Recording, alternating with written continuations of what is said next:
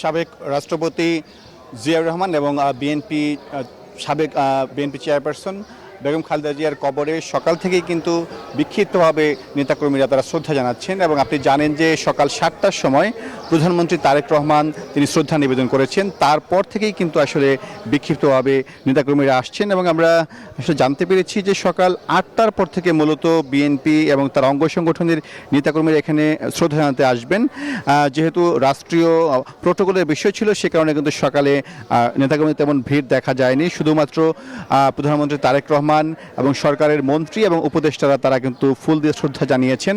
এখন কিন্তু বিক্ষিপ্তভাবে রাজধানী থেকে সাধারণ মানুষ এবং নেতাকর্মীরা আসছেন শহীদ রাষ্ট্রপতি জিয়াউর রহমানের কবরে শ্রদ্ধা জানাতে। আপনি জানেন যে মহান স্বাধীনতার ঘোষক ছিলেন শহীদ রাষ্ট্রপতি জিয়াউর রহমান এবং সাবেক প্রধানমন্ত্রী বেগম খালেদা জিয়া তিনিও কিন্তু আসলে নারী মুক্তিযোদ্ধা এবং সেই কারণে কিন্তু সাধারণ মানুষ আজকে তাদের দুজনের কবরে শ্রদ্ধা জানাচ্ছেন এবং তারা বলছেন যে আসলে বাংলাদেশের স্বাধীনতা বাংলাদেশের গণতন্ত্রের জন্য কিন্তু তাদের দুজনেরই অবদান ছিল। বিশেষ করে শহীদ রাষ্ট্রপতি জিয়াউর রহমান তিনি স্বাধীনতার ঘোষণা দেওয়ার পাশাপাশি তিনি কিন্তু রণাঙ্গনেও কিন্তু মুক্তিযুদ্ধ করেছিলেন এবং অস্ত্র হাতে নিয়ে পাকিস্তানিদের বিরুদ্ধে তিনি রুখে দাঁড়িয়েছিলেন এবং একটি লাল সবুজের পতাকা আনার জন্য তিনি তার যে ত্যাগ তার যে শ্রম সেটা কিন্তু মানুষ স্মরণ করছেন এবং বিএনপি মহাসচিব মির্জা ফখরুল ইসলাম আলমগীর তিনিও বলেছেন যে শহীদ জিয়াউর রহমান যে বীরত্বপূর্ণ ভূমিকা রেখেছেন সেই ভূমিকা মানুষ এখনও স্মরণ করে এবং তারেক রহমানের নেতৃত্বে তারা বাংলাদেশকে এগিয়ে নিতে চায় এবং বাংলাদেশকে একটি সুখী সমৃদ্ধ দেশ হিসেবে গড়ার জন্য এই স্বাধীনতা দিবসে কিন্তু শপথ নিয়েছেন